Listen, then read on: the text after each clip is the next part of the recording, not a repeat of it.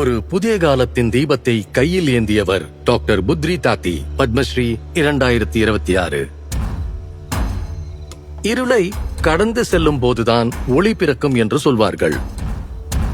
அந்த ஒளியாகவே புத்ரி தாத்தி மாறினார்.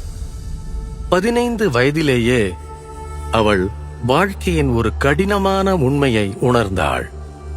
பள்ளியை அறியாத குழந்தைகள், அவர்களின் எதிர்காலம் இருளில் மூழ்கியிருந்தது. அந்த சமூகத்தில் பெண்களுக்கு மதிப்பும் இல்லை, உரிமையும் இல்லை. இந்த பெண்களுக்கு நாம உதவலைன்னா யார் உதவுவாங்க? அவங்கள சுயமா வாழக்கூடியவர்களா மாத்தணும்னா கல்வி ரொம்ப முக்கியம்.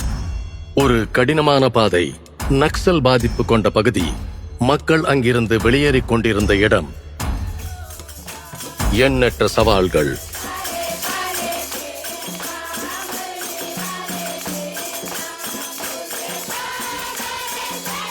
பசி, தாகம் எதையும் பொருட்படுத்தாமல் அவள் கிராமம் கிராமமாக பல மைல்கள் நடந்து சென்றாள். மக்களிடம் விளக்கி அவர்களை ஊக்குவித்தாள். அவள் மக்களிடம் பேசினாள், குழந்தைகளை ஊக்கப்படுத்தினாள், பெற்றோர்களுக்கு உற்சாகமளித்தாள்.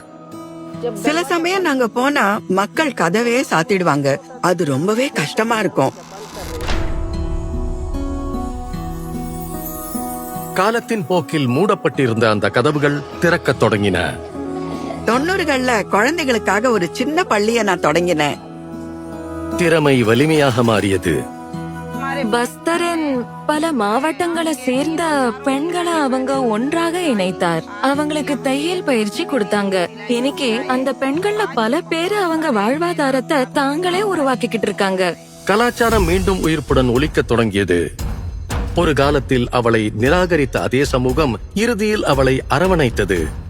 ஆனால் புத்ரி தாத்திக்கு எந்த விருதையும் விட மதிப்பு மிக்கது ஒன்று இருந்தது. குழந்தைகளின் முகத்தில் மலரும் புன்னகை, கல்வியை நோக்கி அவர்கள் முன்னேறும் அடிகள்.